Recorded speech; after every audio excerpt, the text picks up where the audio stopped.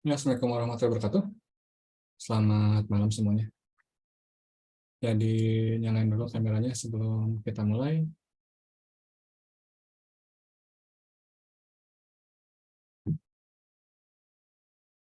Ya, jadi hari ini kita latihan buat ujian aja. Gimana ujiannya lusa ya, berarti kan hari Senin ya.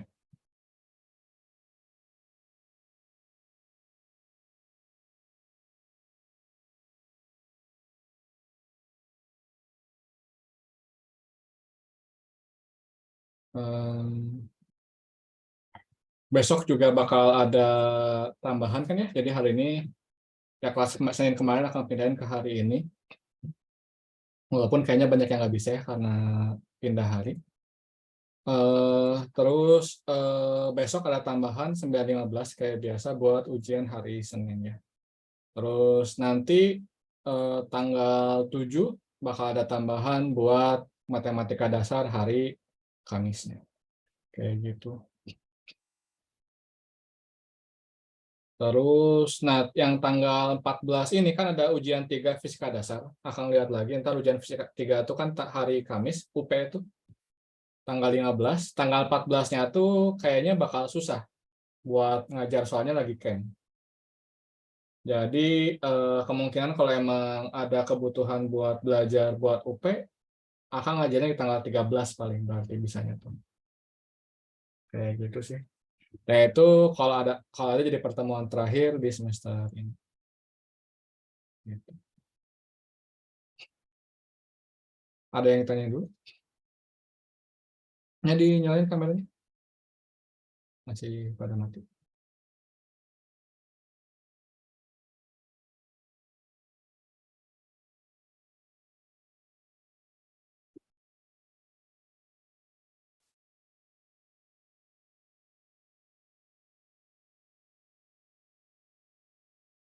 Terus sambil dia nyalain kameranya, akan ngambil minum dulu ya.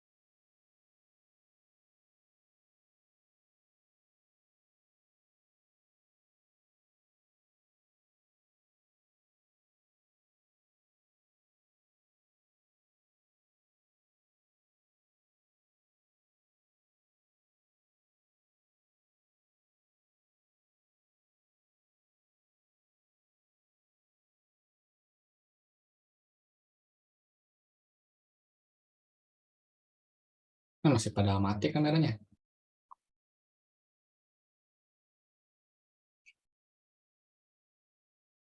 Oke. Oh, udah ada Andreas. Yang nanya yang tadi ya? Iya boleh Kang. Oke.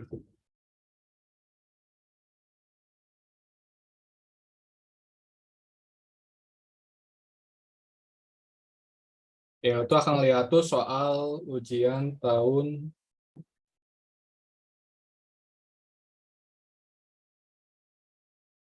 kemarin ya. Kayaknya. Tes 2.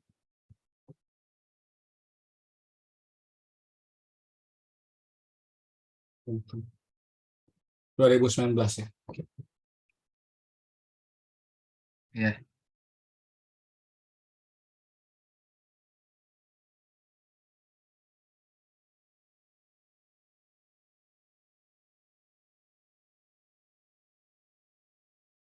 Nah, ini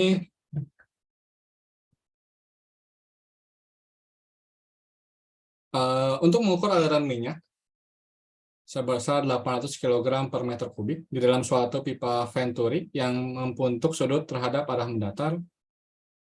Digunakan alat bantu pipa U yang berisikan raksa 13.600 kg per meter kubik seperti terlihat pada gambar. Diketahui diameter pada bagian pipa yang lebih besar adalah 6 cm dan diameter pipa yang lebih kecil adalah 2 cm. Oke. Berapakah selisih tekanan di titik 1 dan 2 apabila diketahui bahwa hanya 50 cm? Jadi 50 cm. Dan Z2-nya 20 cm. Oke. Pertama, buat yang A, perhatikan ini poinnya. Jadi kamu kan akan melihat pakai Bernoulli gitu-gitu. Persamaan Bernoulli betul bakal digunakan di sini. Tapi ketika kita ngelihat perbedaan tekanan antara P1 sama P2, kalau menggunakan Bernoulli, berarti kan kita harus tahu perbedaan kecepatannya. Dan kecepatannya nggak tahu, karena kecepatannya bakal ditanyain terakhir di sini. Ya, jadinya kita ngelihatnya bukan pakai Bernoulli, sebenarnya konsepnya sama kayak di kalau misalkan horizontal, bahwa perbedaan ketinggian ini itu berhubungan sama perbedaan tekanan di sini pada dasarnya itu. Jadi kalau misalkan kita mau tulis secara detail mungkin ya, sebenarnya tanpa dihitung pun udah jelas delta P-nya sama dengan rho GH. Perbedaan tekanannya karena perbedaan ketinggian air raksanya, tapi kita turunin lah ya. Karena kan ngerjainnya SI juga ya. Jadi kita punya misalkan titik, dinamain aja ini titiknya A, ini titiknya B, akan tulis secara ujian aja. Karena ya PA sama dengan PB,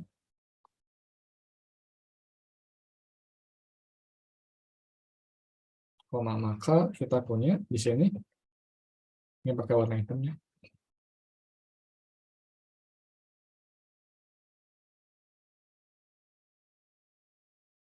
Perlu ditulis nggak ya? Sebenarnya nggak perlu ditulis detail kayaknya di sini, bahwa ngasih tahu fluidanya sama, ketinggiannya sama. Sebenarnya ada dari situ kan ya tahu tekanannya sama tuh.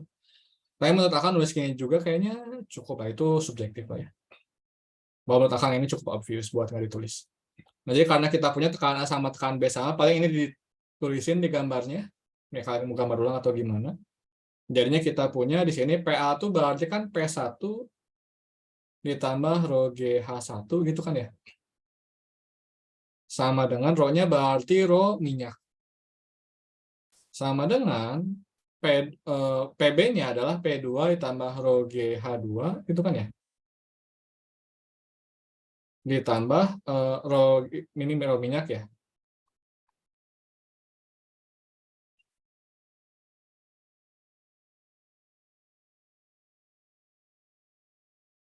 Ditambah rho dari raksa ya, rho Hg dikali G dikali H gitu. Jadi enggak H2 ya, H2 tambah Z2, sorry, ada yang kelewat. Ternyata delta P-nya nggak rho GH deh, Akang salah setelah ngitung pakai gini.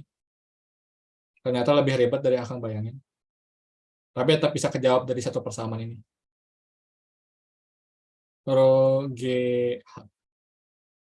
Kayak gini dulu paling. Ini ada yang tanya nggak? Yes. Oh iya ngerti Kang. Aku tuh tadi Oke. kayak salahnya gara-gara ini deh, nggak di satu kayak nggak di satu ketinggian yang sama gitu. Oh Jadi iya, nggak nggak bisa. ya, Konsepnya kan ini tetap dianggapnya fluidostatis kan bagian sini tuh ya. Yang penting kamu ya, paham tuh.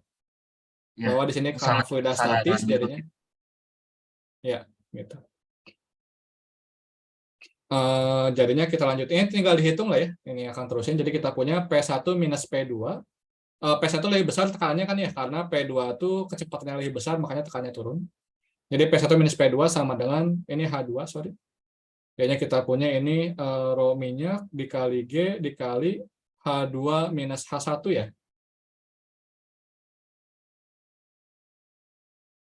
H2 minus H1 ditambah Z2 ditambah rho Hg dikali G dikali H. Ribet ya.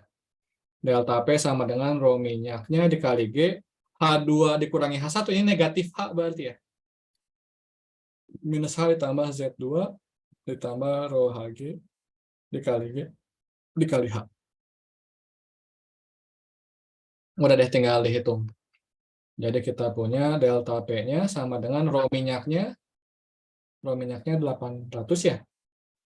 800 dikali G-nya 10, kita anggapnya karena nggak ditulis ya di soal G-nya berapa, kita ambil 10.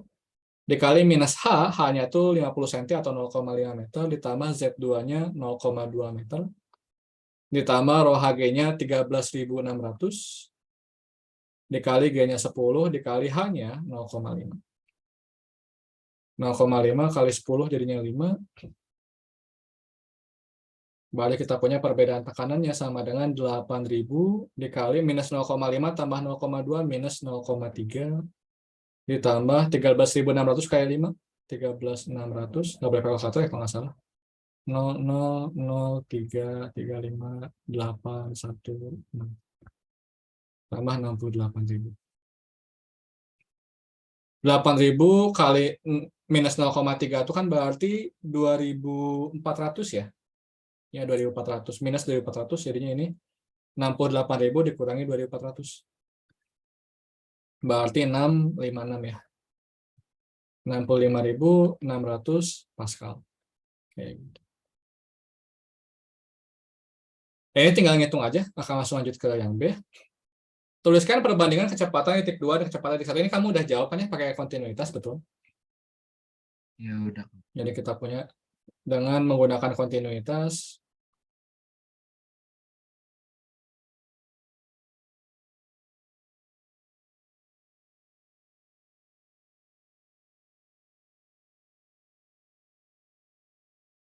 maka kita punya A1 V1 sama dengan A2 V2, di mana luas lingkaran kan ya 1/4 pi D1 kuadrat dikali V1, A2-nya 1/4 pi D2 kuadrat dikali V2. 1/4 pi, 1/4 pi, D1-nya adalah 6 cm. Biar karena ini ujian jadinya mungkin Akang bakal lebih strict nulisnya. Jadi biasanya kan Akang sentinya nggak ditulisin ya. Jadi 6 aja karena kan pasti bakal kecuali, tapi di sini karena ujian biar lebih jelas Akang bakal nulisnya kayak gini.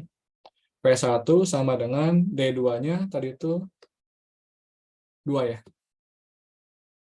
2 kali 10 pangkat minus 2 kuadrat dikali P2. Ini 10 pangkat minus 2-nya bisa dicoret karena sama. Jadinya kita punya perbandingannya apa per apa? V2 per V1 yang tanyainnya. Berarti kita punya 36/4 ya sama dengan V2 per V1. Jadinya V2 per V1 sama dengan 9. Ini lupa di terakhir yang C, baru ke Bernoulli. Udah dari sini sih dapat sih Bernoullinya. Tentukan kelajuan fluida minyak di titik 1.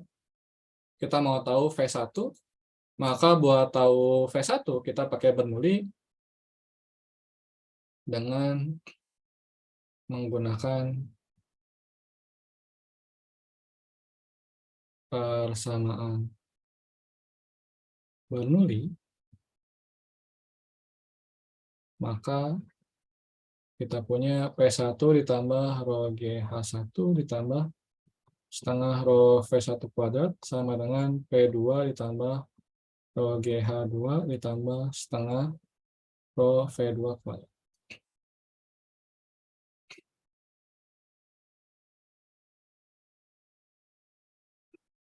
Kayak gitu. Di mana kita punya P1 minus P2-nya kan delta P ya. P1 minus P2 tuh. Jadi kita pindahin dulu P1 minus P2 sama dengan rho G. Berarti bukan H di sini ya. Sebenarnya di sini itu apa? Oh, H deh. Akan namanya apa ya? Sebenarnya kita bisa ambil ini ya, nolnya di sini juga bisa sih satu. Jadi akan langsung rho GZ2 aja di yang keduanya. Jadi ini rho GZ2 ditambah setengah rho V2 kuadrat minus V1 kuadrat. Rho-nya ini rho minyak ya. Gitu. Jadi kita punya delta P sama dengan rho minyak dikali G dikali Z2 ditambah setengah rho minyak dikali V2-nya, kita masukin V2 itu 9P1. Biar kurungnya ketabrak, akan tulisnya gini, 9P1 kuadrat dikurangi P1 kuadrat. Kayak gitu. Kita mau tahu V1 ya, ini pindahin lagi berarti ya. Jadi kita punya delta P dikurangi rho minyak dikali G dikali Z2 sama dengan setengah rho minyak dikali 8 ya, 8 V1 kuadrat, 8 kali setengah berarti 4 ya. 4 V1 kuadrat. Jadi kita punya Kang, V1 sorry Kang, berarti sama dengan, itu bukannya apa? 9 dikuadratin dulu Kang? Oh sorry ya, benar-benar. Jadinya 40 ya. Ya Kang. 9 kuadrat 81, 81 kurangi 1, 80, 80 kali setengah 40. Oke. Jadi kita punya V1-nya sama dengan akar delta P-nya kita udah hitung 65.600. 65.600 dikurangi rho minyaknya 800 dikali G-nya 10 dikali Z2-nya 0,2 ya. Ya, 0,2.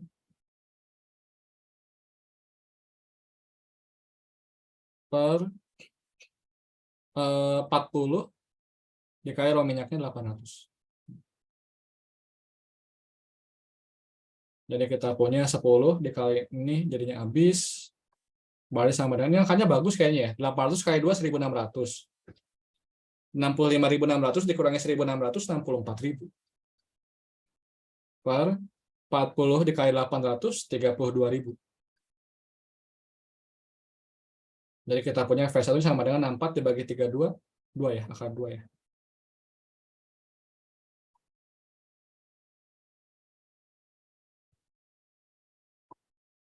Ada yang tanya? Ada yang salah itu nggak, Kang? Jelas ya? Iya jelas Kang. Ya problemnya di yang A-nya doang ya, kesalahannya kan kamu udah benar sih itu. Ya.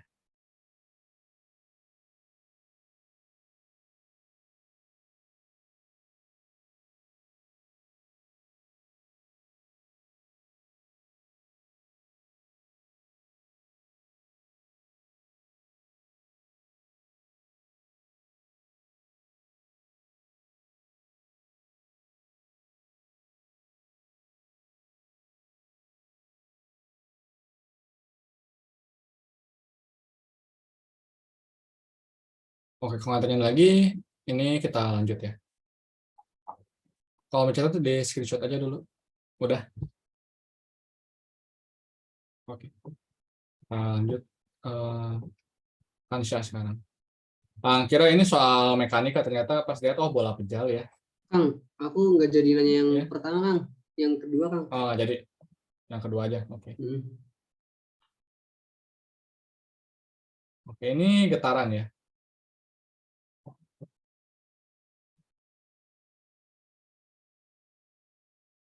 Jadi masalahnya sama getaran itu adalah matematis biasanya tuh problemnya tuh.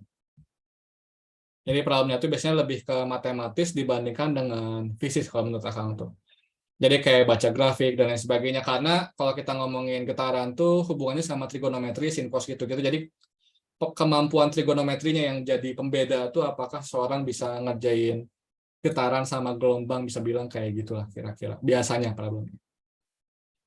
Nah, ini sebuah pegas dengan kursor tertentu dilekatkan ke dinding pada salah satu ujungnya, dan ujung yang lain terlekat kuat sebuah benda bermasa 10 gram. Saat T sama dengan 0, simpangannya 5 cm. Dan benda tersebut sedang bergerak menjauhi titik setimbangnya dengan kecepatan awal tertentu. Gambar berikut ini menunjukkan grafik energi kinetik benda digambarkan dengan garis penuh. Oke. Kita bedain ya, ini energi kinetiknya. Oke. Dan energi potensial pegas, garis putus-putus ini energi potensial. Kayak gitu. Nah, A, tentukan konsta pegas dan amplitudonya. Perhatikan di sini yang kita tahu adalah energinya, yang kita tahu tuh. Karena yang kita tahu energinya, maka kita ngelihatnya dari energinya dulu. Pertama yang kita lihat itu adalah konstanta pegas. Kalau dari energi berhubungannya berarti sama energi potensial pegas dong. Jadi kita punya di sini bahwa yang A, kalau kita tahu energi potensial pegasnya sama dengan setengah Ks kuadrat ya. Sebenarnya nggak usah pakai tulisan sih, apa katakan. Energi potensial sama dengan setengah Kx kuadrat. Berarti kalau kita mau tahu konstanta pegasnya, kita butuh simpangannya. Simpangannya di awal kita tahu 5 cm. Berarti tinggal butuh energi potensial pegasnya. Energi potensial pegasnya kita bisa baca dari grafik. Salah. Yang ini ya. Nah, berarti kita punya energi potensial pegasnya, atau akan nulisnya gini kali ya, kalau mau ditulis. Pada T sama dengan 0, diketahui, dua hal berarti kan. X-nya sama dengan 5 cm, positif ya, karena bendanya sedang menjauhi titik timbangnya. Dan energi potensialnya dari grafik, kita tahu juga di T sama dengan 0 itu berarti 0,08 Joule. Ya udah, tinggal pakai rumus yang tadi jadinya. Maka energi potensial sama dengan setengah Kx kuadrat. Energi potensialnya 0,08 sama dengan setengah dikali konstanta pegasnya nggak tahu, X-nya 5 cm, 5 kali 10 pangkat minus 2 kuadrat. Jadi kita punya 0,16 sama dengan K dikali 25 kali 10 pangkat minus 4. Berarti K-nya sama dengan 0,16 ya, per 25 dikali 10 pangkat minus 4 pindah luas jadi 10.000 ya. 100 dibagi 25 itu 4, berarti jadinya 400 ya. 416, 0,16 itu kan 16 plus 100 ya, berarti 16 kali 4, 64 Newton per meter. Gitu. Pertama itu dulu konstanta pegasnya, ada yang tanya?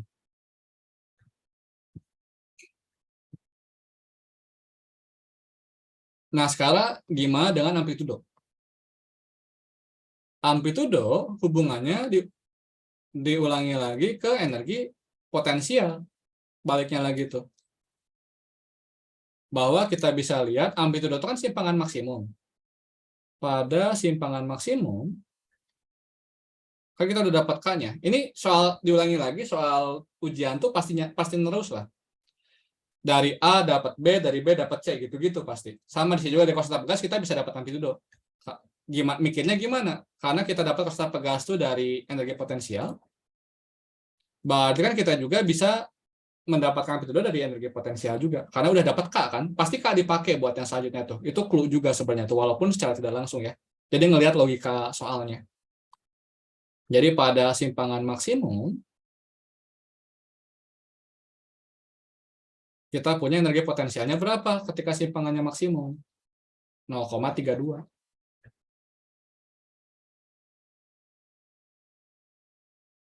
Maka sama lagi energi potensialnya, berarti kita punya energi potensial maksimum jadinya ya, biar enak nulisnya. Jadi ini EP max sama dengan setengah Kx max gitu ya, kuadrat.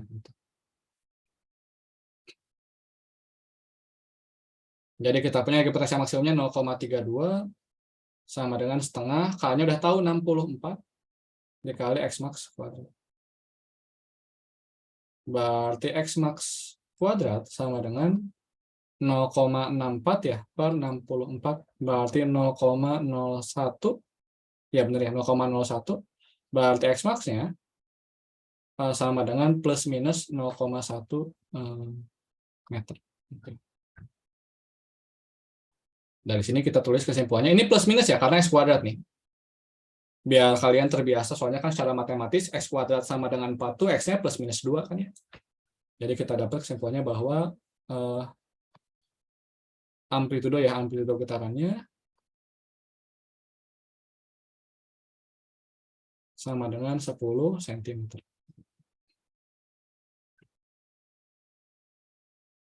Ada yang tanya dulu nggak itu kan sih? Jelas nggak? Kalau misalkan pakai energi kinetik bisa nggak? Nggak ada hubungannya sama amplitudo kan? 1/2 KA kuadrat, energi mekanik gitu ya? Energi mekanik, betul. Bisa nulis gitu. Ditulisnya berarti kalau misalkan mau pakai energi mekanik, maka yang akan tulis itu gini. Gimana nulisnya ya? Menghubunginya. Diketahui energi mekanik itu kan berarti energi maksimumnya getaran. Atau akan nulisnya gini deh. Karena energi maksimum benda itu adalah 0,32 Joule, bisa nulis gitu kali ya. Maka energi mekaniknya sama dengan setengah kuadrat terus seterusnya gitu. Cuman agak lebih ribet aja ngejelasinnya aja, nulisnya jadi lebih ribet sedikit lah, bisa dibilang ngehubungin gitunya. Tapi bisa. Oh, iya. Ada lagi yang tanyain? Kalau enggak, sekarang kita ke yang B. Tentukan periode getaran benda. Buat dapat periode, gimana caranya? Di sini kita punya K. Buat dapat periode, berarti kita butuh M, masanya. Masanya ada. Pakai omega sama akar K per M.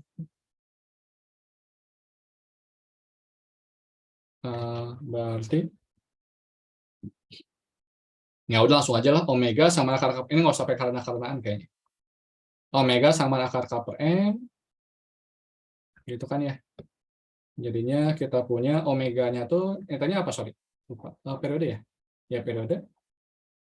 Berarti kita punya 2pi per T sama dengan akar K-nya 64 ya, per masanya 10 gram. 10 gram itu berarti 10 kali 10 pangkat minus 3. Berarti sama dengan 10 kali 10 pangkat minus 3 itu kan 10 pangkat minus 2. Ya, akalnya jadinya 8 per 10 pangkat minus 1 ya, atau sama dengan 80. Berarti T-nya sama dengan periodenya ya, 2pi per 80. Akan tulisnya gitu aja, berarti pi per 40 second. Jadi bisa kelihatan di sini soalnya selalu ngelanjut. Terus yang C kita mau tahu apa sekarang? Nyatakan fungsi posisi xt benda sebagai fungsi sin. Sebagai fungsi sinus.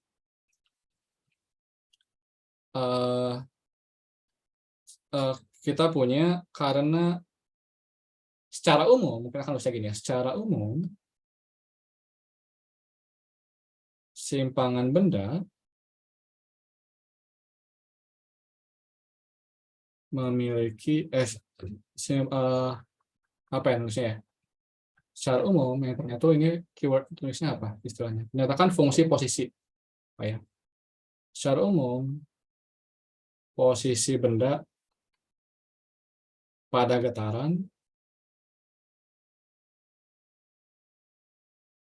memiliki persamaan xt sama dengan a sin omega t plus theta 0. Gitu kan ya rumus umumnya.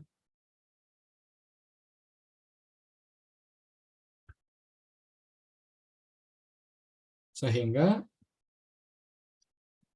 xt berarti sama dengan 10, kan yang amplitudonya udah diketahui, 10 dikali sin omeganya 2pi per t, berarti 2pi dibagi, atau 2pi per t omeganya udah dapat ya 80, berarti langsung aja 80 lah kalau akan kayaknya. Kalau kalian mau ngitung lagi omeganya berapa, dihitung lagi juga nggak masalah. 80t plus theta 0. Kita belum tahu theta 0, nah akan bakal tulis lagi untuk mendapatkan theta 0.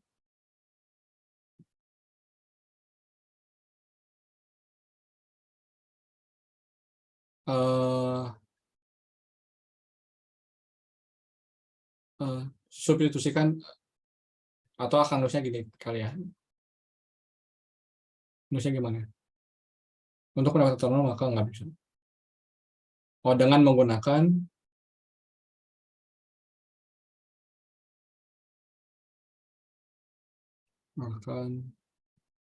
kondisi awal bahwa X0-nya sama dengan 5 cm ya. Maka X0 sama dengan 10 dikali sin 80 dikali 0 ditambah theta 0 gitu kali ya. X0-nya 5, ini cm-nya lupa. Berarti 5 sama dengan 10 dikali sin theta 0. Berarti sin theta 0 sama dengan setengah. Berarti theta nolnya sama dengan 30 derajat. Dapat theta nolnya, masukin terakhir kan ya. Didapatkan XT sama dengan 10 sin 80T plus, sorry, jangan 30 derajat ya, Pi per 6 cm. Kayak gitu. Ah, itu enggak kan, Syah? Mau nanya cuman di luar soal ini boleh nggak, Kang? Ya, kenapa? Kenapa kalau gerak menggelinding lantainya kasar tapi yang dipakai tapi Oh, kalau tar dulu deh, bentar, sorry. Kirain masih deket, nyerempet ke sini. Itu ntar dulu. Mau nanya kan, Ya, kalau soal kayak gini tuh kapan kita pakai ada K atau enggaknya gitu gimana sih, Kak? maksudnya? Kan ada yang rumusnya A sin omega T plus KX plus theta 0. Kenapa di sini nggak Itu pakai K? gelombang. Oh, ini, Itu kan gelombang. oh, Ini getaran. Walaupun grafiknya gelombang, tapi ini kan grafik dari energi, bukan grafik. Tergantung sih, intinya nggak selalu gelombang, grafik sinus itu artinya gelombang, nggak selalu. Kan harus jelas sih konteksnya dulu. Konteksnya di sini itu adalah sebuah pegas dengan kuasa tertentu diikat pada salah satu ujungnya dan ujung yang lainnya terikat kuat sebuah benda bermassa 10 gram. Jadi kita punya sebuah benda yang bergerak bolak-balik. Jadi ini konsepnya getaran, bukan gelombang. Jelas nggak? Atau masih bingung bedanya getaran sama gelombang? kadang masih bingung sih Kang kalau aku. Jadi gini, kalau misalkan getaran itu adalah sebuah benda bergerak bolak-balik. Atau akan ngelihatnya gini misalkan ya. Misalkan ada benda nih ya. Benda ini gerak bolak-balik, ini itu berarti getaran. Oke. Jadi getaran definisinya adalah gerak bolak-balik benda.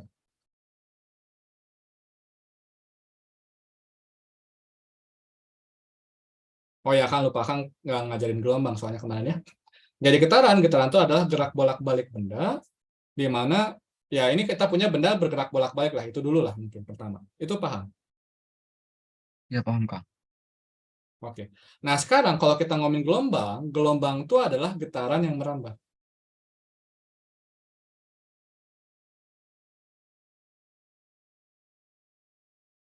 Jadi pada dasarnya dia tuh getaran juga, oke.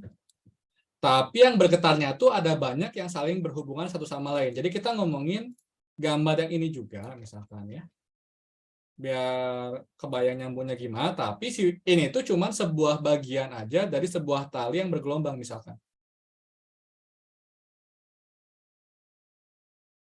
Jadi kita punya di gelombang tuh ya, misalkan kita ini tali bagian sininya nggak ada misalkan. Jadi di gelombang yang terjadi itu adalah kita menggetarkan salah satu ujung talinya, itu kita ngasih getaran. Karena kita ngebuat bagian tali ini naik turun. Tapi ketika kita ngegerakin ini naik turun, yang bagian sebelah-sebelahnya ikut ketarik gerak juga. Sehingga getarannya merambat. Paham nggak sampai situ? Nah, Lumayan Kang. oke. Nah, jadinya kita punya karena getarannya merambat, artinya kita punya di gelombang itu sederhananya adalah getarannya ada banyak. Bahwa kita punya di titik ini kan bergetar, di titik ini pun bergetar. Di titik ini pun bergetar. Di titik ini pun bergetar. Di titik ini pun bergetar. Semuanya bergetar. Gitu. Berarti kayak di Jadi kita punya, sepanjang itunya ya Kang. iya betul. Makanya kita punya persamaan gelombangnya jadi kayak gini.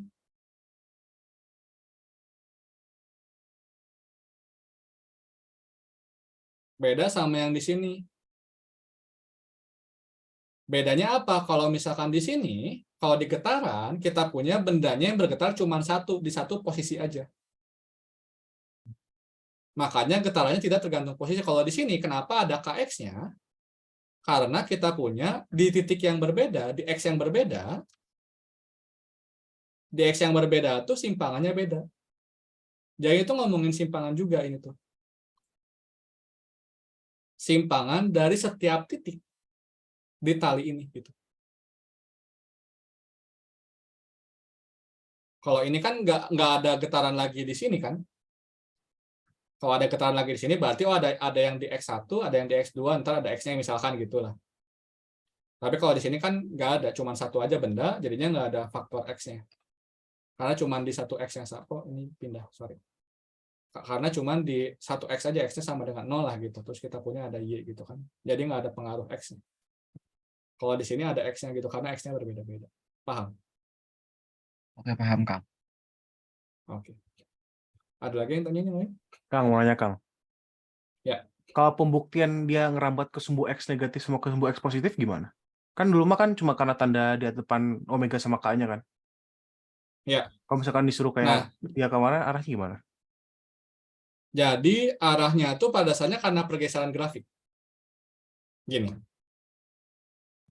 Akang punya, ini matematik ya, ini matematik. Akang punya grafik nih ya. Yang gampang aja, Y sama dengan X. Oke. Sekarang Akang tanya Max. Kalau misalkan Y sama dengan X minus 2, itu geser kemana?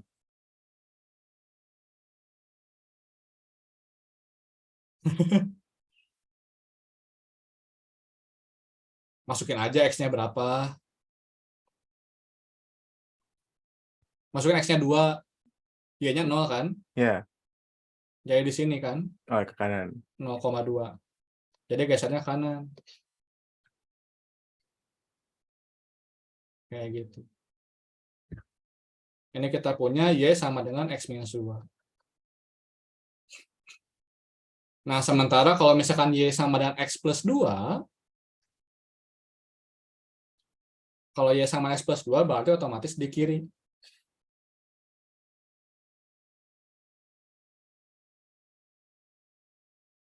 Gitu. Ini berarti titiknya salah. Tulisnya ini salah ya. Harusnya minus 2,0. Ini 2,0 harusnya. Atau gini aja lah ya. Ini minus 2, ini 2. Gitu kan. Ini jelas nggak? Jelas, Kang. Oke. Nah, sekarang I will do the same thing. Tapi buat gelombang. Bayang nggak arah cerita akan bakal gimana? Bahwa kita punya ini Y-nya sama dengan sin X katakanlah. Gitu kan? Atau sin T lah, misalkan sin T, narkoba, sin T. Nah, ini T-nya gitu kan? Ini nggak apa deh, sin X aja. Sin X deh, sin X. Karena setelah dipikir-pikir, digasnya di sumbu X. Ini jadinya kita punya sin X. Ini Y-nya gitu kan ya. Nah, jadinya ketika kita punya si gelombangnya ini merambat ke kanan, berarti kan dari sini pindah ke sini kan? Berarti kan ketika geser ke kanan, ini jadinya minus kan?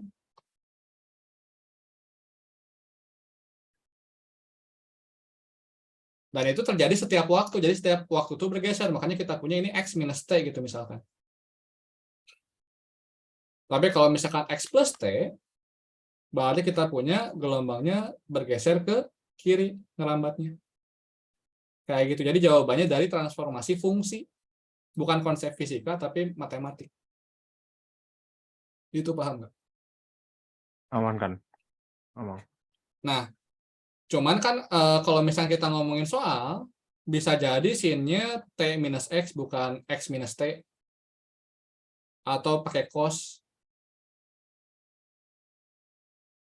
Kalau plus mah nggak masalah dibolak-balik lah ya. Nah, kalau gini gimana? Pada dasarnya kan bisa diubah dari yang satu ke yang lainnya kan, bahwa itu jadinya sama dengan minus sin X minus T. Ini itu kan berarti cos T minus X kan cos X sama cos minus X itu sama ya.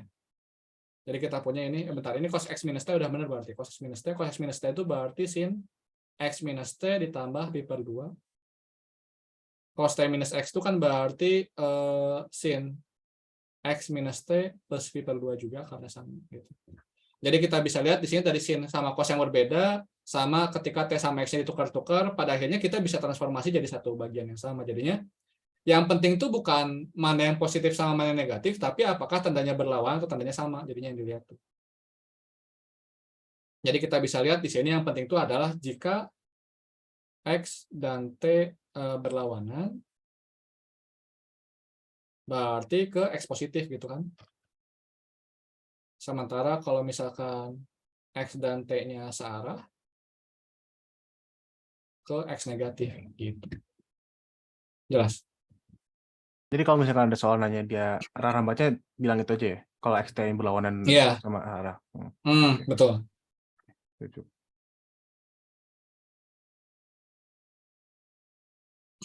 Ada lagi yang tanyain?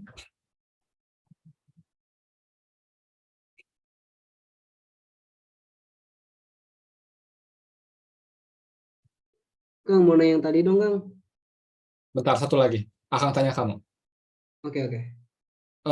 Kenapa harus pi per 6? Kenapa nggak boleh 30 derajat? Ingat nggak? Kayaknya pernah ngomong atau nggak pernah lupa. Kansya, coba. Tahu nggak? Biar bisa dijumlahin. Maksudnya? Kalau misalkan T-nya kan nggak mungkin dalam bentuk derajat. Ya, betul. Jadinya karena ini diingetin lagi ya, kenapa akan nggak ganti rasanya jawabannya 30 derajat jadi pi per 6? Karena betul tadi kata Kansya, kalau misalkan kita punya 80 dikali detik pertama 1 gitu ya, ditambah 30 derajat, ini gimana ngejumlahinnya kan nggak bisa ya. Jadi akan ingetin lagi bahwa kalau kita ngomongin yang kayak gini, selalu diubah ke radian. Kalau dosen Akang dulu, dosen TWB itu bilangnya bahwa kalau komposisi yang jadi pedalam juga tuh, bahwa kalau kita punya sin 30 derajat, dimasukin lagi ke sin. Ini gimana? Bisa kan harusnya, karena kan fungsi kan ya. Jadi bisa ada komposisinya. Kalau gini kan jadinya nggak konsisten. Ketika kita pakai sin 30 derajat, kita pakainya derajat, tapi pas sin 30 derajat sama dengan setengah, sin setengah pakainya radian harusnya. Jadinya biar konsisten, kita ubah ke pi per 6. Jadinya konsisten, bahwa selalu pakai radian.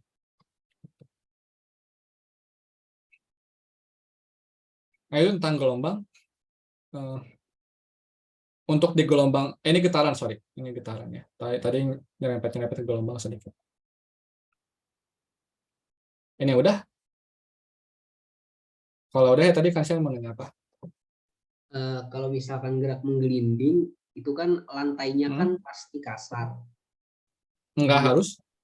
Biar tanpa slip maksudnya. Enggak harus? Berarti pertanyaan itu kan gitu. Tapi ya akan ngerti maksudnya. Akan jawab itu dulu. Ntar akan coba kasih soal di mana bisa loh terjadi kalau misalkan licin. Tapi akan jawab dulu itu. Let's say iya. Terus kenapa pertanyaan selanjutnya? Kenapa hukum kekuatan energi mekanik tetap berlaku meskipun lantainya kasar? Karena gaya gesek statik tidak ngurangin energi benda. Kenapa, Kang? Karena nggak bergesekan. Karena statik itu nempel. Ini statik ya. Misalkan ini bagian rodanya ya. Ini bagian roda, nempel ke sini, terus naik. Ada energi yang hilang nggak gitu? Energi yang hilang tuh kalau gini nih. Kalau gini hilang. Makanya poin bahwa V-nya sama dengan 0 itu penting di situ. Karena artinya tidak ada gesekan secara kinetik. Karena tidak ada gesekan secara kinetik, maka tidak ada energi yang hilang. Sama lah ketika kita ngedorong balok, ada gaya gesek statiknya kan ya. Kenapa nggak berkurang energinya? Masa udah 0 jadi minus kan ya nggak bisa gitu. Jelas. Nah sekarang gimana kalau misalnya kita punya bola pejal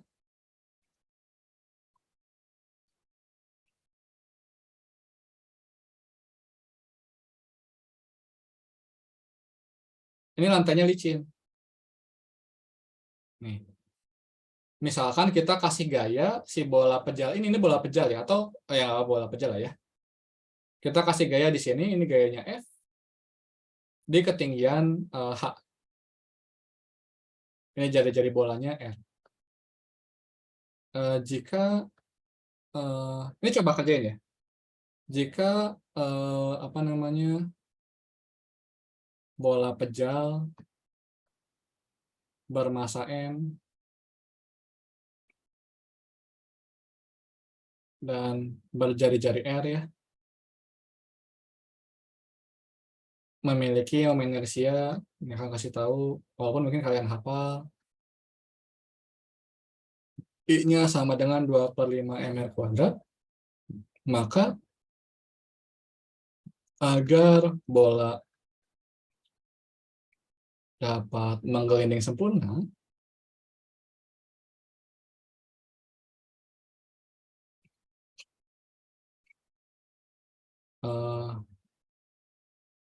nilai H atau gaya harus diberikan di ketinggian, gaya harus diberikan pada H sama dengan R gitu. Nah, coba kerjain ya.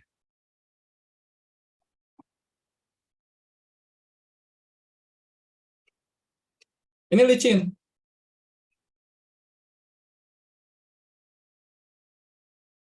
Tapi bisa menggelinding sempurna. Tinggal kamu hitung aja, berarti harus di H berapa supaya bisa menggelinding sempurna.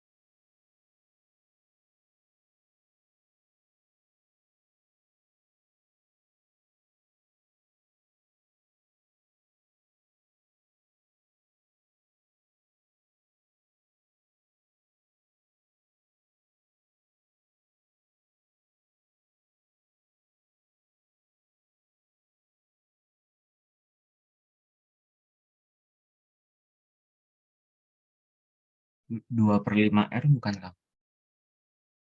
Ya, betul.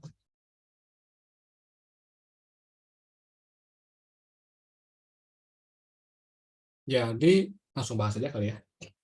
Jadi kita punya di sini ya prinsipnya sama, 3 persamaan itulah ya. Yang pertama sigma F sama dengan M kali A. Nggak pakai penulisan ujian ya, cuman mau ngebahas ini aja. Yang kedua sigma tau sama dengan I kali alfa. Yang ketiga karena bergerak menggelinding sempurna maka A sama R kali alfa.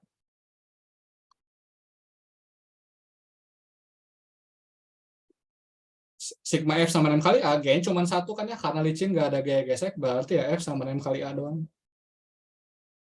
Sigma torsi sama N kali alfa, sigma torsinya cuma 1 torsinya, dan lengan gayanya itu kan sebenarnya kesini ya, ini lengan gayanya.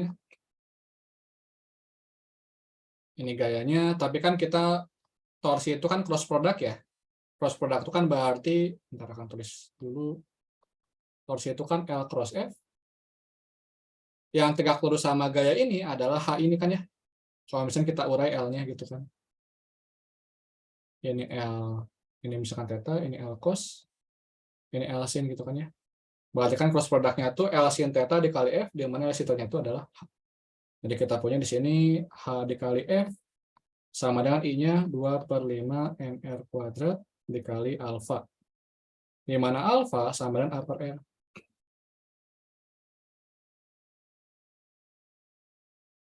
Jadi kita punya ini R coret. Jadinya, dan F-nya sama dengan M kali A. Berarti H dikali M kali A sama dengan 2/5 MR dikali A. M A. Jadi kita punya H-nya 2/5 M. Betul. Jadi kita bisa lihat di sini bahwa gerak menggelinding sempurna tidak mengharuskan adanya gaya gesek. Ada kondisi di mana gerak menggelinding sempurna terjadi tanpa adanya gaya gesek. Tapi satu kondisi ini aja jelas ya. Maksudnya nilai H itu kan bukan sebuah himpunan. Bukan ada beberapa nilai.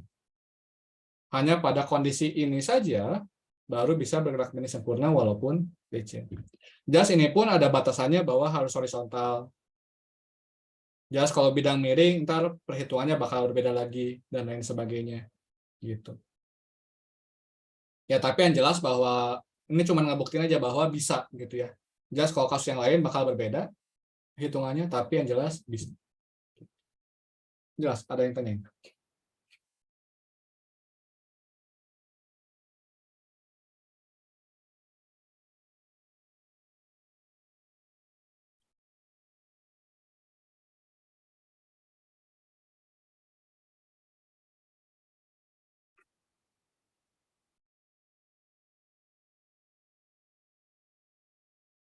Oke, kalau nggak ada yang tanyain, ada lagi yang mau tanyain soalnya?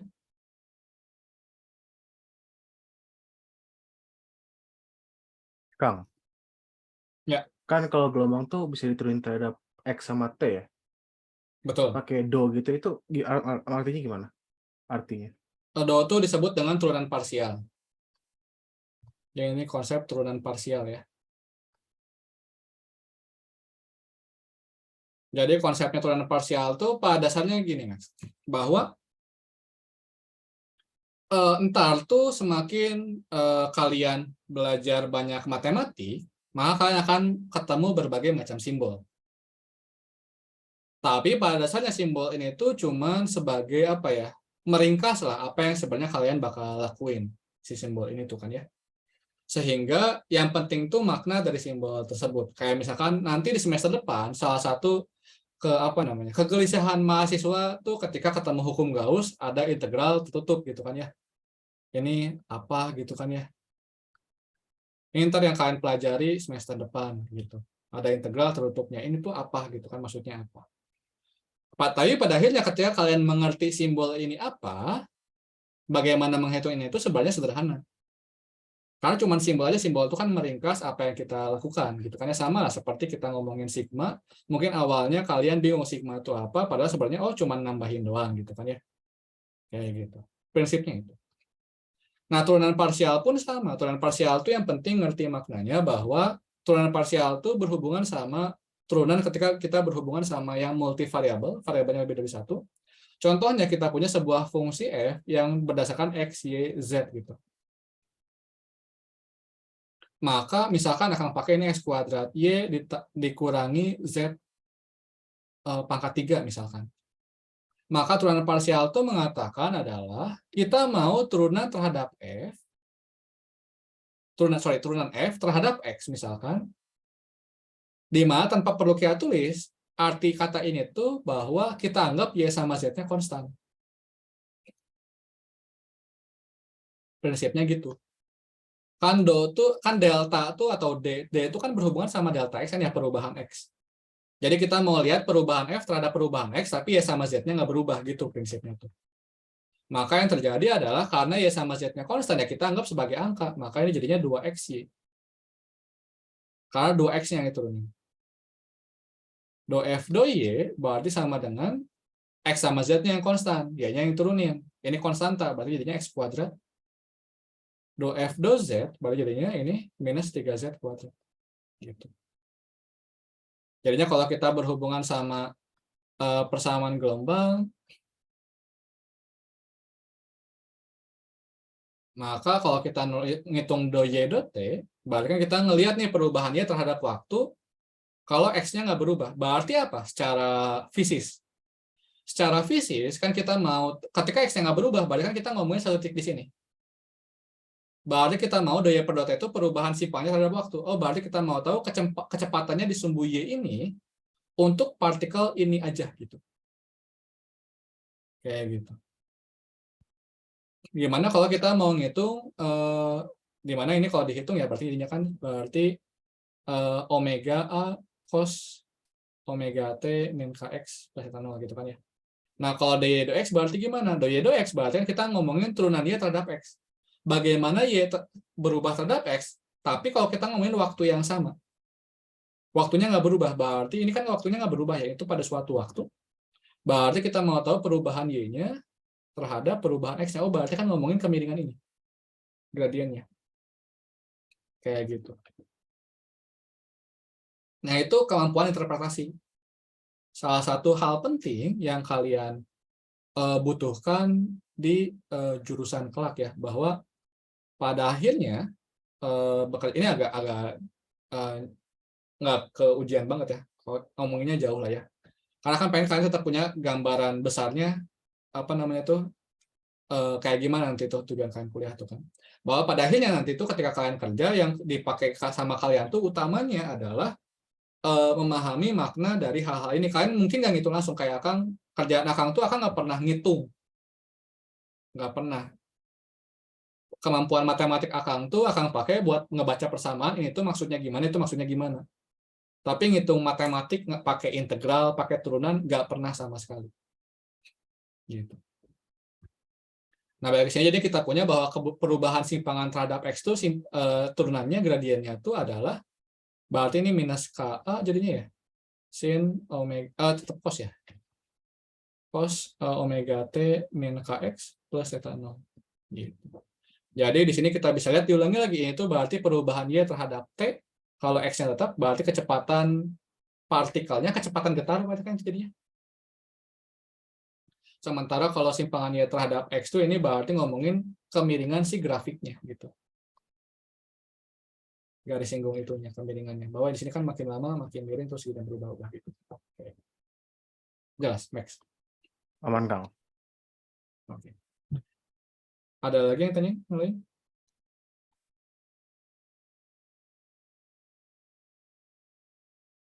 Aku mau nanya, Ada soal lagi yang lain? Ya, boleh. kalau misalkan kayak yang di termodinamika gitu, yang di grafik V terhadap V, kalau misalkan kan kalau isotermal kan dia kan kayak agak ngelengkung gitu kan ya, Kang. Iya, betul. Terus kalau misalkan yang kayak dia garis V terhadap V-nya kayak miring gitu, itu masuknya ke proses apa, Kang? Ya, bukan salah satu dari 4 itu. Salah satu dari 4 itu kan cuman 4 itu kan cuman kasus khusus. Oh. Di luar Berarti itu ya ada proses-proses yang lain. Itu berarti cuman kayak kasus spesial aja.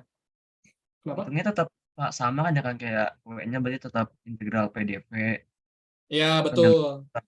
oh, Delta-nya tetap CV delta T, Q-nya tetap W plus delta U. Makanya yang akan bilang kemarin tuh pas bahas termodinamika tuh, ya akan turunin untuk 4 proses ini adalah contoh aplikasinya hukum termo 1. Karena di kenyataannya nanti di soal bisa jadi prosesnya bukan 4 ini, tapi proses yang lain. Tapi walaupun prosesnya berbeda, prinsipnya sama. Gitu. Jelas? oke Kang. Jelas Kang. Sip. Kang mau nanya Kang, Ya, kalau misalkan gelombang terikat atau gelombang bebas itu cara nyari posisi perut sama simpulnya gimana ya Kang? kalau Akang sih digambar. Harus digambar Kang. Soalnya kan nggak apa rumusnya, malas nurunin juga kalau ujian. Jadi Akang bakal gambar, misalkan mau ujung terikat gitu misalkan. Ditanya misalkan di soalnya, jarak ujung apa perut keempat di ujung terikat, ya udah kan gambar aja di ininya. Lebih cepat menurut Akang daripada ngapain rumus, buang-buang memori otak. Apalagi nurunin, panjang nuruninnya gitu. Mending gitu digambar. Ini berarti perut ke-1, perut ke-2, perut ke-3, perut ke-4, udah deh. 1, 2 lambda, beres. Ya nggak? Oke Mau Kang. 10 pun Akang bakal sangat tekun ngegambar 10 sampai 10 perut, Akang bakal gambar. Gampang soalnya ngejelasinnya. Gitu. Nggak akan pakai rumus, malas ngapalinnya. Akang kalau bisa nggak pakai rumus, atau kalau bisa nggak ngapain rumus, Akang nggak bakal ngapain. Makanya Akang lebih milih tahu penurunan, selalu gitu. Walaupun untuk kasus-kasus khusus, kadang-kadang berlebihan juga buat tahu penurunannya. Cuman kadang ya penasaran aja. Ya sama lah ya, kalau misalkan ujung bebas juga tinggal digambar aja. Simpul ke-3, oh berarti ini 1,5 lambda. Beres. Ada lagi yang tanyain? Bentar, Akang tuh yang suka lupa tuh, ini tuh ke-1 apa ke-2? Soalnya ini juga simpul. Biasanya yang mana? Oh nggak tahu Kang. Kedua juga. Itu masalahnya konvensi, bisa dibilang. Maksudnya kan, ya ada orang yang ngitung ininya 1, ya Akang ngerti gitu ya. Dan Akang ada yang orang yang ngitungnya 1 di sini juga Akang ngerti. Kalau Akang sih lebih ngerasa, ya ini simpul yang pertama tuh. Gitu. Cuman nggak tahu, karena suka ada yang beda kalau nggak salah. Pemahaman itu. Benar. Ya sambil nunggu ada lagi yang tanya. Kalau nggak ada kan sambil nyari ini. Yang mana biasanya?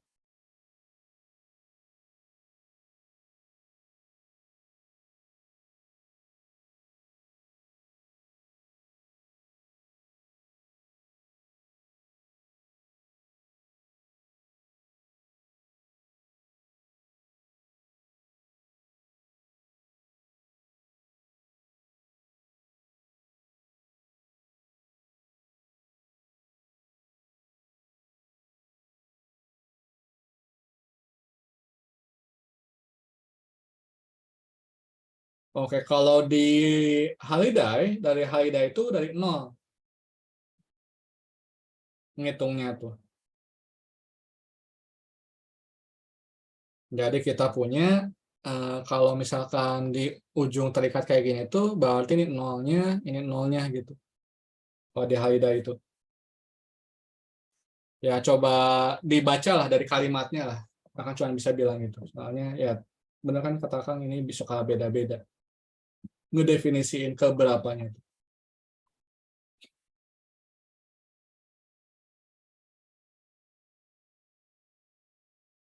Ada lagi yang tanya? Ada soal yang mau ditanyain lagi atau ada konsep yang ditanyain? Kang Atau banyak mungkin Kang. dari gelombangnya? Ya, kenapa? Kan di venturometer kan apa ya, pernah dengar dulu tuh kalau tekanannya kalau kecepatan rendah tekanan tinggi, kecepatan Ya, tinggi tekanan rendah, itu pembuktiannya gimana? Kan kayak gini kan dari kelihatan ya. Bernoulli. Gimana? Dari Bernoulli. Hanya Oh, sama. hmm. Kalau V-nya tinggi, P-nya rendah. Ah. Oh iya benar-benar. Gitu. Iya. Itu yang kan yang dipakai buat di pesawat. bahwa desain supaya yang lewat atas tuh lebih cepat dibandingkan dengan yang lewat bawah, makanya yang di atas tekanannya rendah, yang di bawah tekanannya tinggi, makanya pesawatnya keangkat naik. Sederhananya. Secara perhitungan ribet sih aerodinamika tuh. Seperti yang akan pernah bilang kan. Ada lagi yang tanya? Ya mungkin tentang gelombang ada yang perlu dibahas mungkin. Kalau misalkan, karena kemarin kan nggak sempat bahas gelombang. Kalau nggak akan mau ngasih soal lagi yang waktu itu, yang akan kasih. Tentang gerak rotasi.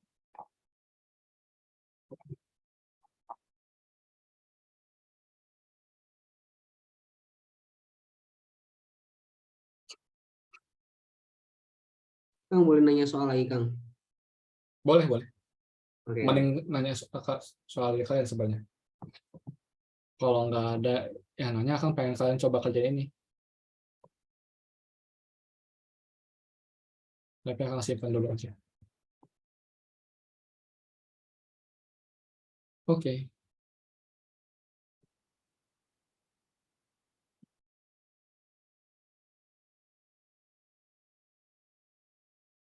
Ini Doppler ya.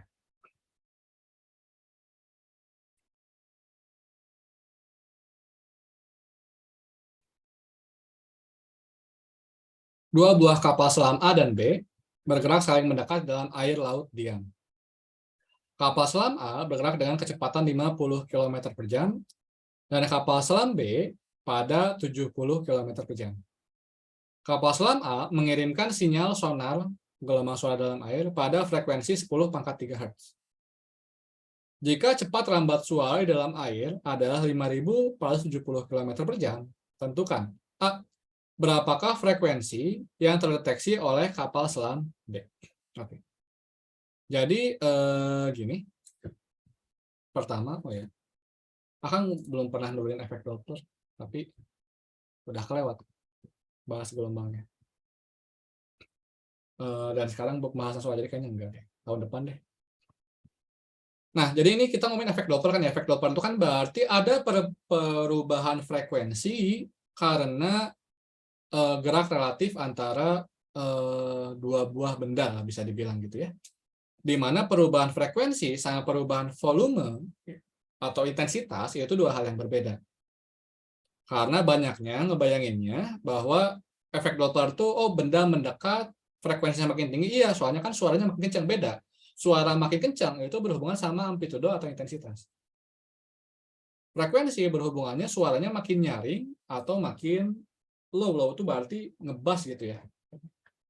Gimana? Akan mungkin pernah ngeliatin ini, tapi akan ngeliatin lagi aja buat ingetin gimana efek Doppler itu sebenarnya terjadi.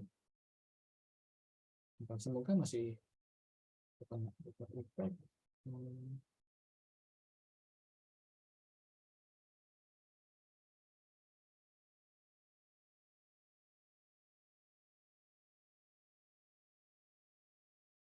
Ini semoga suaranya nggak terlalu ngagetin ya. Akan masih siap-siap, masih tahu buat kalian biar siap-siap. Mau udah berubah ya? Nah.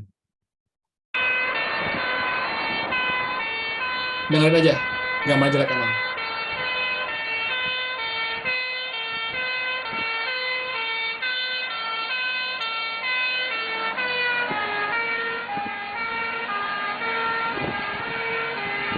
Ya, kedengar perbedaan frekuensinya. Pas ngedeketin dia nyaring, pas ngejauhin dia tiba-tiba lemes. Karena perubahan frekuensi ketika mendekat frekuensinya tinggi, ketika menjauh frekuensinya rendah, gitu ya.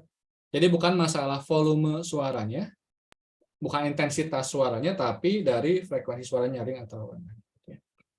Nah, dari perubahan frekuensi itu kita bisa menentukan kan ya jadinya dengan radar tuh bahwa si benda ini tuh sedang mendekati kita dengan kecepatan berapa. Selain kita juga tahu jaraknya dari waktu dia bolak-balik, tapi kita juga bisa tahu kecepatannya dari frekuensi pantulannya, kayak gitu. Kekuatan si Doppler effect tuh. Dan menariknya adalah Doppler effect juga tuh ada di cahaya. Sehingga kita bisa melihat bahwa ketika suatu bintang tuh punya frekuensi berapa, yang seharusnya tuh secara teori berapa, kita tahu bahwa ini bintang tuh menjauhi kita dengan kecepatan berapa, atau bintang itu mendekati kita dengan kecepatan berapa. Dari pengamatan bintang tersebut ternyata kita dapat menyimpulkan bahwa ternyata alam semesta ini tuh berkembang dipercepat. Makanya berhubungan sama teori inflasi lah ya. Dari situ ada dark matter, dark energy lebih masuknya tuh ke ekspansi alam semesta. Itu salah satu topik yang menarik yang senang akan bahas.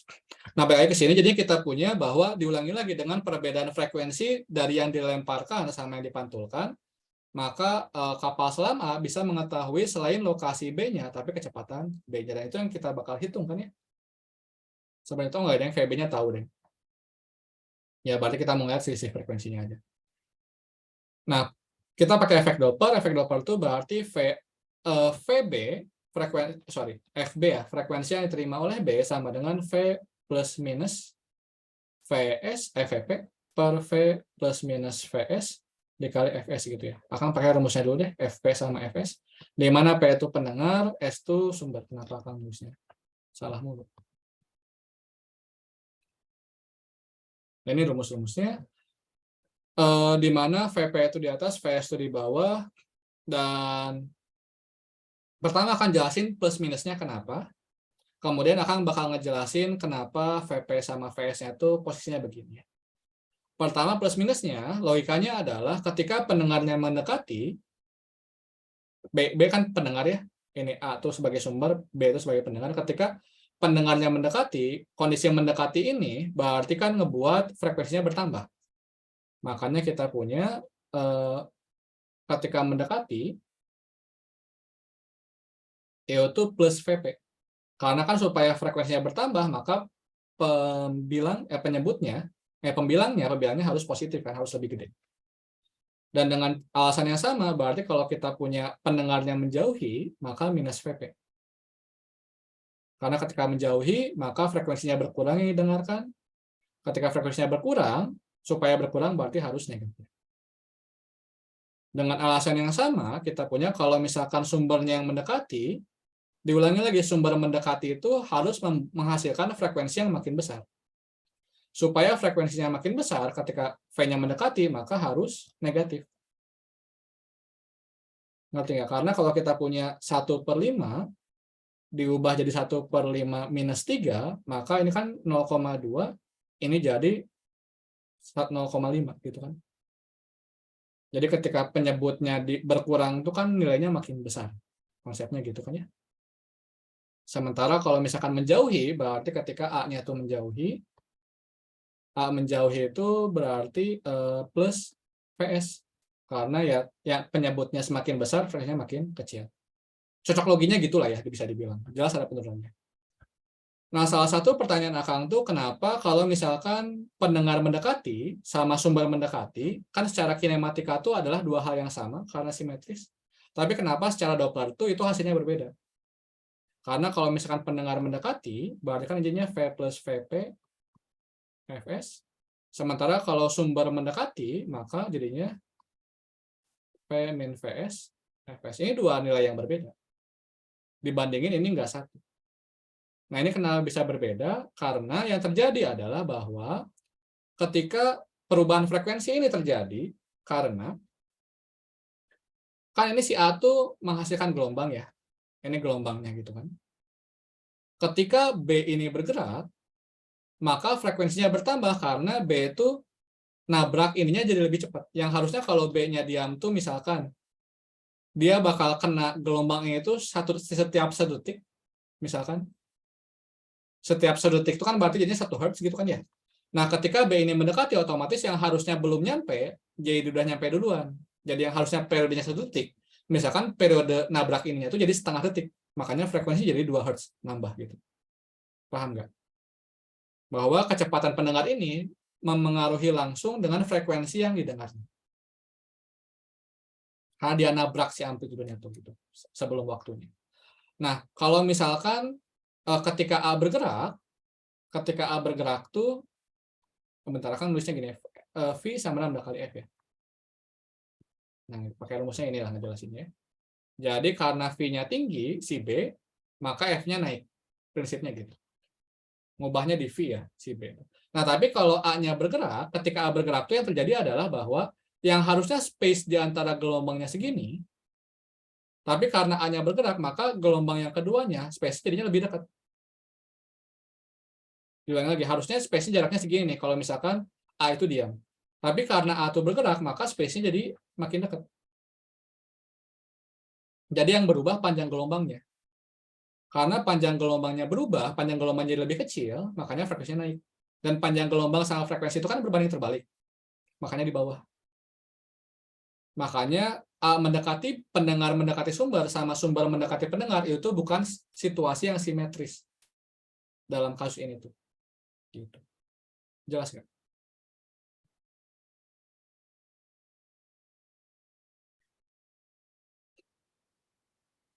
Oke. Nah, itu konsep-konsepnya dulu. Diulang lagi yang tanyain nggak tentang efek Doppler ini. Pertama dari plus minusnya, kedua dari kenapa VP di atas sama VS di bawahnya. Gitu. Dua hal itu yang jadi pemahaman di sini tuh. Oke, sekarang kita balik ke soalnya. Ketika udah paham itu, ngerjain soalnya gampang. Tidak terlalu banyak variasi. Ini tuh variasi paling susahnya di efek Doppler itu bisa dibilang. Jadi kita mau tahu frekuensi yang terima B, maka sama dengan V pertama, pendengarnya kan adalah B. Tadi diulangi lagi, B-nya mendekati. Kalau mendekati itu berarti positif. Per V, karena A-nya itu sumbernya mendekati, berarti negatif. Dikali Fs. Berarti sama dengan tinggal dihitung aja. Cepat rambat gelombang suara di dalam airnya 5470. Ditambah VB-nya 70 per 5470 dikurangi VS-nya 50, VS, VA ya. Dikali Fs, frekuensi sumbernya adalah 1000 ya. Sama dengan 5540 ya, per 5420 dikali 1000. Ini kita hitung pakai kalkulator. 5540 dibagi 5420 dikali 1000. Jadi 1022. Kayak gitu. Itu ya, Pak. Jelas nggak, Kasya? Ada yang tanya? Jelas, Kang. Oke. Sekarang yang B, berapakah panjang gelombang yang dideteksi kapal selam B ini? Oh, panjang gelombang mah gampang ya, tinggal V sama lambda kali F aja itu udah akan tulis. Karena gelombang suaranya, ini harusnya ditulis ya, lupa Kang. Karena B sebagai sumber mendekati, makanya positif. Karena B sebagai pendengar mendekati, jadinya positif. Sementara A sebagai sumber mendekati, jadinya negatif. Itu harus dijelasin ya, kenapa positif negatifnya. Nah, sementara di sini kita punya, ini kayaknya rumus langsung juga nggak apa-apa, V sama lambda kali F, maka V-nya 5470, harus dalam SI ya, berarti 5470 dikali 3,6 ya, meter per second. Apa dibagi? 1000 per 3600 dibagi 3,6 ya.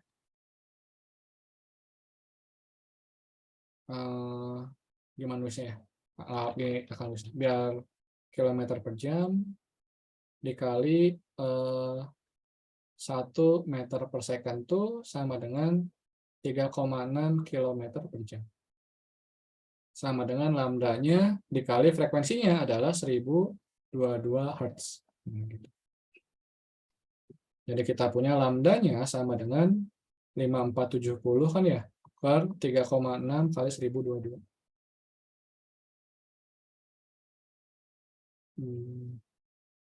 Dikali 5470 dibagi 3,6. 1,49 meter. Tinggal ngitung aja lah ya, sama konversi dari kilometer per jam ke meter per second. Terakhir yang C, kita punya berapakah selisih frekuensi yang dideteksi oleh kapal selam A dari sinyal yang dipantulkan oleh kapal selam B dengan frekuensi awal yang dikirimkan oleh kapal selam A. Nah, perhatikan di sini ketika B mantulin A terus diterima sama A, maka pantulan dari B ini ngebuat B menjadi sumber, sementara A menjadi pendengar sekarang tuh. Paham nggak? Ketika gelombangnya dari A dulu ke sini, maka A itu sumbernya, B-nya pendengarnya. Tapi ketika mantul, maka B jadi sumber, A jadi pendengarnya. Gitu. Yang terjadi itu. Sehingga kita punya, di sini akan tulis kali ya, karena A sebagai pendengar mendekati B, dan B sebagai sumber mendekati A, maka mungkin tulisnya kayak gini. Kayaknya kan dulu tulisnya nggak gini deh. Ya, apapun itulah, intinya dijelasin ya. Maka kita punya frekuensi yang diterima oleh A, karena A-nya sebagai pendengar, sama dengan V. Pendengarnya A ya, berarti minus VA per plus VA minus VB, bentar, bener nggak? Ya, dikali FB. Berarti sama dengan 5470 ditambah PA-nya tadi adalah 50 dibagi 5470 dikurangi VB-nya 70 dikali FB-nya 1022. Kayak gitu. Berarti sama dengan 470 tambah 50, 5520 per 5400 dikali 1022. Jelas ngitung ini harus pakai kalkulator ya. Jadinya kita punya 5520 dibagi 5400 dikali 1022. Ini jadinya 1045 lah kan berarti ini ya. Dapat FA-nya ya, berarti sehingga ini FA aksen deh, biar beda. Soalnya FA-nya di sini udah ada kan ya, yang sumber di sini. Ini FA harusnya. Sehingga selisih frekuensinya adalah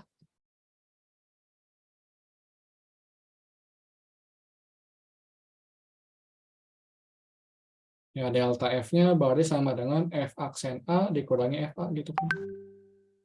Sama dengan 1045 dikurangi 1000. Sama dengan 45 Hz.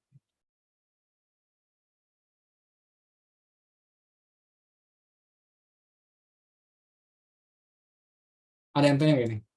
Jelas kan sih? Jelas, Kang. Oke. Yang lain ada yang tanyain? Tentang efek Kang, Doppler? yang Ya. kayak efek Doppler, tapi yang itu kan kayak biasanya tuh ada soal yang kayak ada kecepatan anginnya gitu. Itu gimana sih, Kang? Oh ya. Ya, berarti kan kecepatan angin tuh antara ngebuat suaranya lebih cepat nyampe atau lebih lambat nyampenya, ya nggak? Ya, itu kenapa, Kang? Karena kan suara tuh getaran udara. Oh, Berarti kan misalkan yang harusnya tuh ini kan partikel-partikel udara gitu kan. ya. Harusnya tuh kan ini nempel ke sini, nabrak gitu kan ya. Terus ketika Ya. nabrak ke sini kan partikel ini tuh bakal balik lagi gitu kan ya. Ya ini maju nabrak yang selanjutnya kan.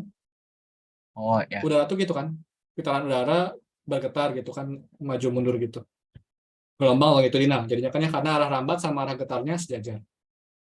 Ya. Nah, sekarang yang terjadi adalah ketika misalkan nih, ini ngerambat dengan kecepatan di udara itu kan 340 meter per second, sekitar segini lah ya. Ya. Terus misalkan tiba-tiba ada angin. Anginnya 10 meter per second. Jadinya gimana? Yang harusnya nabrak ini tuh butuh waktunya ya buatnya suara yang asalnya dari sini jaraknya 340 meter lah ya. Misalnya jaraknya 340 meter tuh butuh waktunya 1 detik.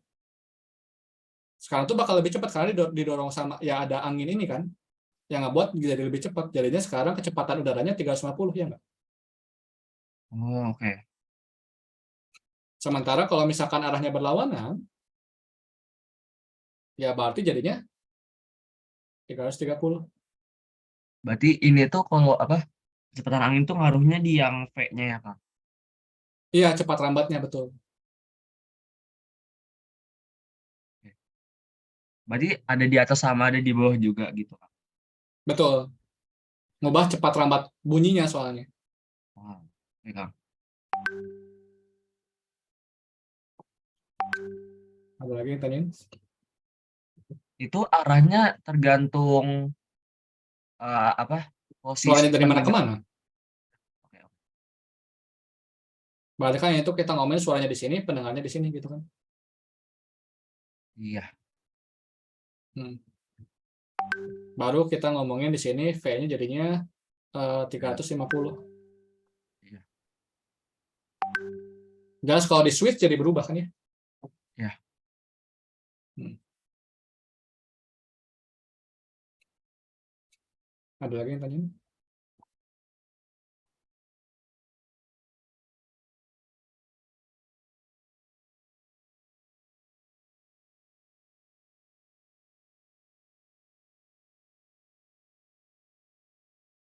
Ya jadi kan si gelombang ini tuh bentar.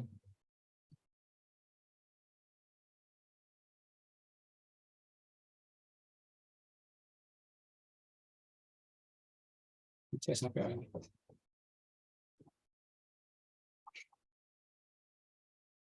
Nah, gelombang itu kan berarti kita punya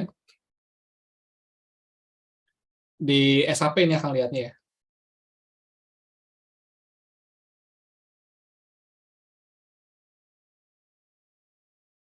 4, 5, 6.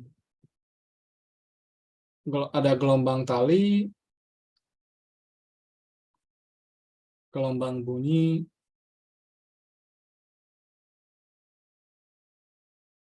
ini superposisi gelombang,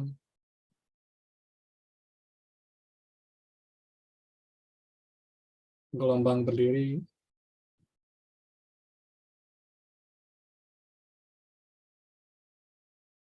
terus resonansi, sama efek Doppler. Kayak gitu. Ya pastikan poin-poin ini kalian ngerti semua. Ada yang masih masalah dari 6 ini?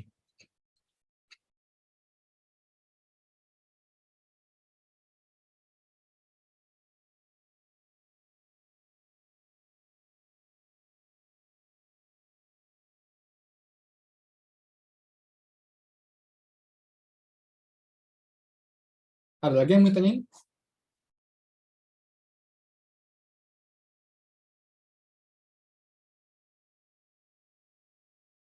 Nah, kayaknya sampai jam 10 juga nggak masalah sih, hari ini kosong. Ada jadinya nggak capek. Tapi kalau misalkan nggak ada lagi yang tanyain, mungkin ya Kang udahin aja. Gelombang Kita tali sama lanjut lagi gelombang bunyi besok. bedanya apa? Kenapa? Gelombang tali sama gelombang bunyi bedanya apa? Gelombang tali ya tali, gelombang bunyi ya bunyi. Maksudnya? Dari Gelombang tali rumus kan berarti gelombang di tali. Sama, sama. dari rumus sama. Kalau gelombang berdiri kan Cuman paling dari persamaannya, jadinya kalau gelombang tali itu kan transversal ya. Ini tuh contoh gelombang transversal sama gelombang longitudinal. Jadi kalau misalnya gelombang tali kita ngomongnya transversal, jadinya kita punya ada getarannya sama ada arah rambatnya itu arahnya berbeda. Makanya simpangannya ya sama dengan sin omega t minus kx plus 0 gitu. Karena simpangannya di sumbu x, rambatnya di sumbu x gitu kan. Nah, tapi kalau gelombang bunyi merambatnya di sumbu x, bergetarnya di sumbu x juga. Kalau dua-duanya x ribet ya. Jadinya biasanya nulisnya gini, s. Kalau nggak salah di Haida itu s deh nulisnya. Sound.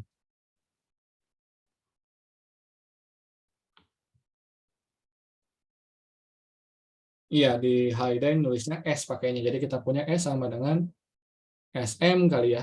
Ya ini pakainya ym aja biar lebih konsisten. Sin omega t minus kx plus 0 juga gitu. Ya kalau ini bergetar di sumbu y, merambat di sumbu x gitu kan ya. Kalau misalkan ini bergetar di sumbu x, merambatnya juga di sumbu x gitu kan. Gitu aja sih bedanya tuh. Tapi rumusnya sama. Persis. kalau gelombang berdiri kan Gelombang berdiri itu standing wave. Standing wave itu jadinya gelombang yang tidak bergerak. Kan itu kita sebutnya traveling wave.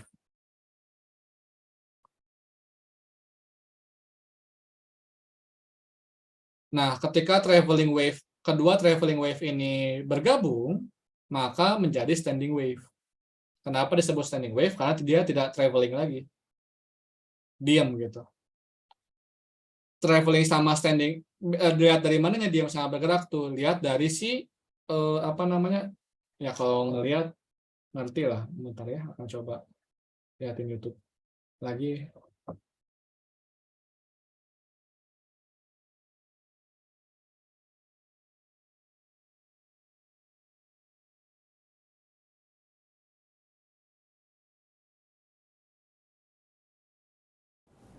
Okay, for this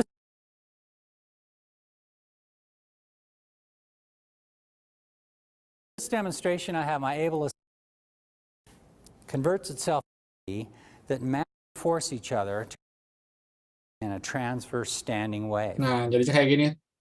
Ini gelombang berdiri, If karena I gelombangnya kan double ngerambat. harmonic, Nah, awalnya kan ngerambat, tapi ada gelombang pantul, gelombang datar sama gelombang pantulnya gabung, standing wave jadi naik pattern is turun this aja ini. one. It's called mode end harmonic or second mode, and sometimes called the first overtone.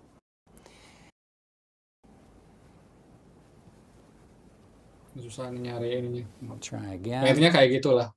Kalau ngelihat yang lain lagi itu ini standing wave. It's basically the scenario. Nah, standing wave. Nah, jadi ya kenapa disebut standing ya karena gelombangnya kita kelihatannya kayak yang diam gitu. Makanya sebutnya standing wave. Kalau di bahasa Indonesia ini memang jadi lucu sih, gelombang berdiri. Nah, kenapa kalau bahasa Inggris tuh sebenarnya aneh juga di bahasa Inggris standing wave ya. Cuman kalau bahasa Inggris kayak lebih keren aja gitu ya, sebenarnya aneh banget. Ya apa? Asian inferiority complex lah bisa dibilang ya. Jelas? Kasih. Jelas, Kang.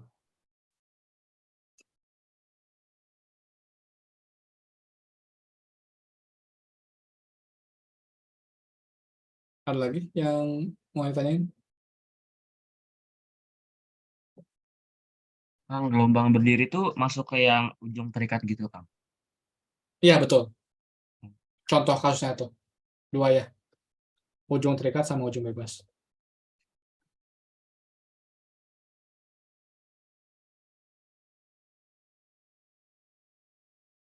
Jadi superposisi gelombang sama gelombang berdiri ini satu kesatuan ya, karena gelombang berdiri itu didapatkan kan dari superposisi gelombang hasilnya tuh. Ya, itu nyambung.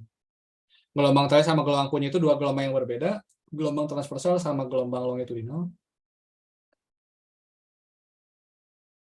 Superposisi gelombang sama gelombang berdiri itu ngomongin gimana dua gelombang itu bisa bergabung, berinterferensi.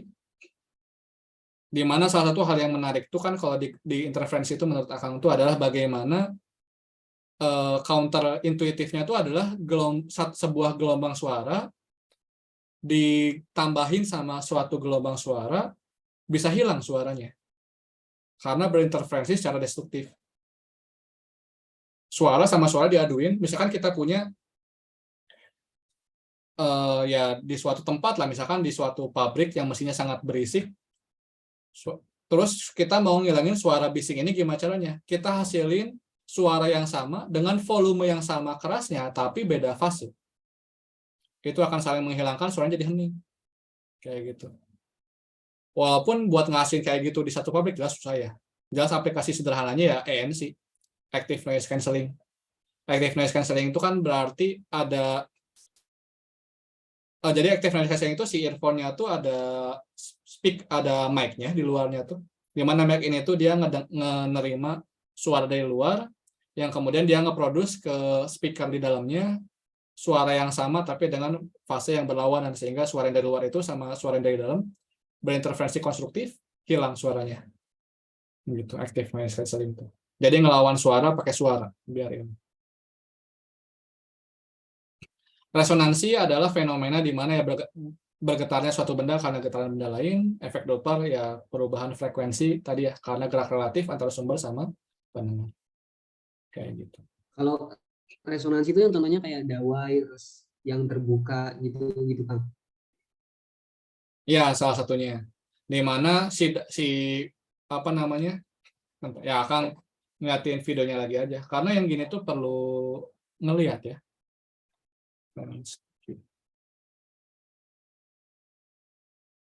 Ini mungkin akan pernah ngeliatin harusnya di kelas waktu bahas gelombang bunyi itu. Waktu kelas 3.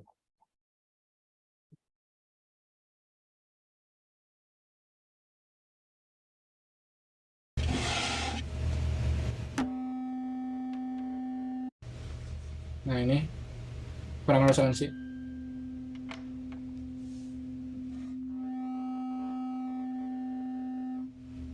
Dipukul yang kanan, tapi yang kiri juga ikut bunyi. Dipukulnya tadi yang kanan kan ya? Tuh.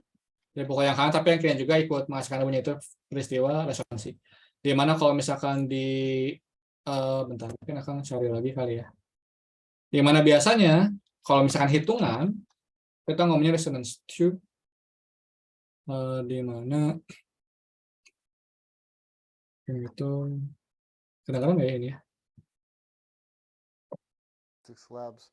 To our lab, we typically measurement on. That's where you have the best standing wave resonance going. So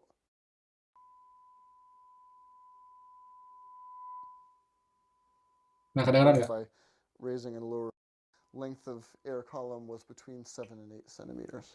Here's an up close view of what's going to be happening with the tube, and you Ntar dengerin ada titik di mana can suaranya makin observe kencang. by raising and lowering this reservoir of water. I can adjust the level.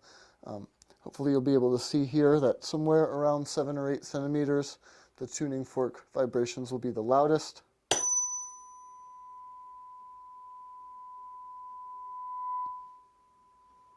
Ya, kedengaran nggak? Kedengeran Kang? Ya, jadi ada resonansi di situ ya, di mana pada suatu titik-titik tertentu, nggak cuma satu, pada suatu titik-titik tertentu terjadi resonansi. Kenapa? Resonansi itu kan pada dasarnya prinsipnya adalah frekuensinya harus sama. Ketika frekuensi bunyi dari luar sama dengan frekuensi natural dari suatu benda. Jadi setiap benda itu punya frekuensi natural. Di mana ketika kita kasih bunyi atau getaran dengan frekuensi tersebut, maka getarannya akan maksimum. Kayak gitu. Dan akan terjadi resonansi frekuensi natural ini tuh. Buat tahu frekuensi natural dari suatu benda, gimana caranya? Tinggal dibunyiin aja, gampang. Jadi kalian ngebunyiin suatu benda, keluar suara, itu berarti frekuensi naturalnya. Artinya kalau kita bisa ngeproduce suara dengan frekuensi yang sama, tanpa getarin bendanya bakal ikut getar. Kayak gitu.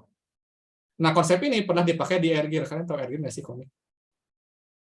Jadinya teorinya ini ya namanya fiksi ya. Teorinya manusia juga punya frekuensi natural. Jadinya kalau misalkan kita bisa ngeproduce getaran dengan frekuensi naturalnya manusia juga ikut getar gitu. Jadi padahal dia lagi diam mau berantem apa gimana, terus ngasihin frekuensi gitu kan ya. Si orang ini yang mau gerak tuh jadi nggak bisa gerak karena kayak kebawa getaran yang dihasilin sama musuhnya gitu-gitu lah. Ngawang-ngawangnya gitu lah.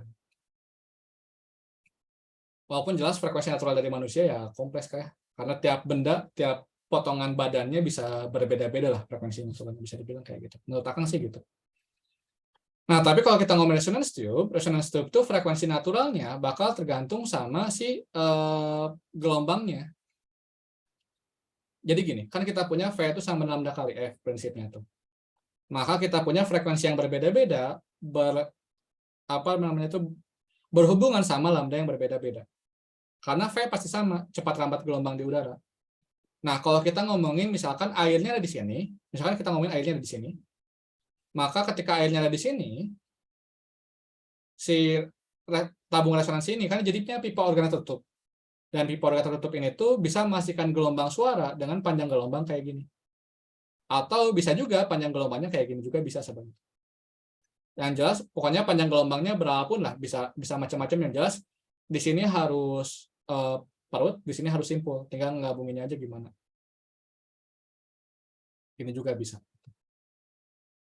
Nah, yang terjadi adalah si garpu tala ini punya suatu frekuensi tertentu. Dan frekuensi ini, kalau representasi gelombangnya di sini tuh bakal mengisi kayak gini misalkan.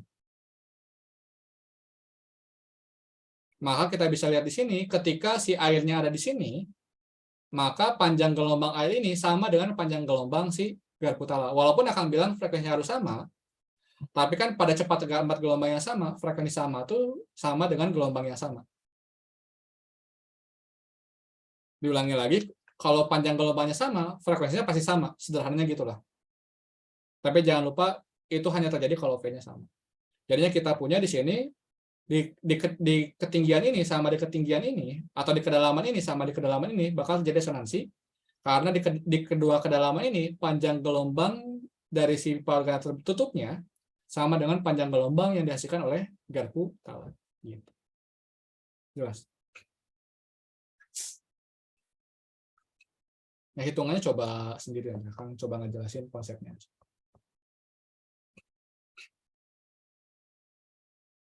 Ada lagi yang tanyain?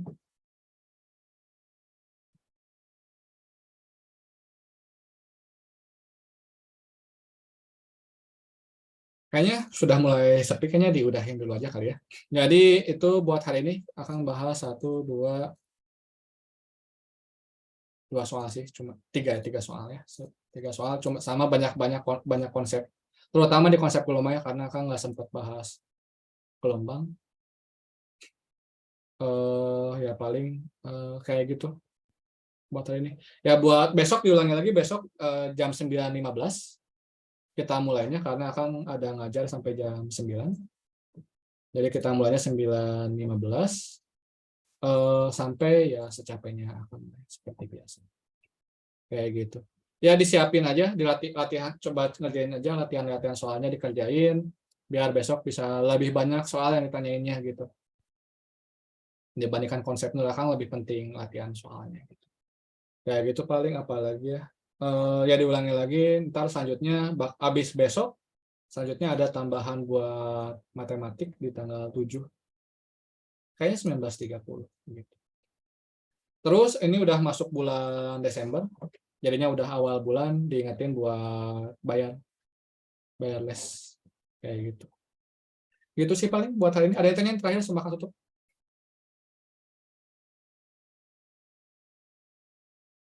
Kalau nggak ada, sekian dari Kang buat hari ini. Terima kasih atas perhatiannya. Semoga sehat-sehat selalu ya semuanya. Wassalamualaikum warahmatullahi wabarakatuh. Selamat malam. Terima kasih, Kak. Ya, sama-sama.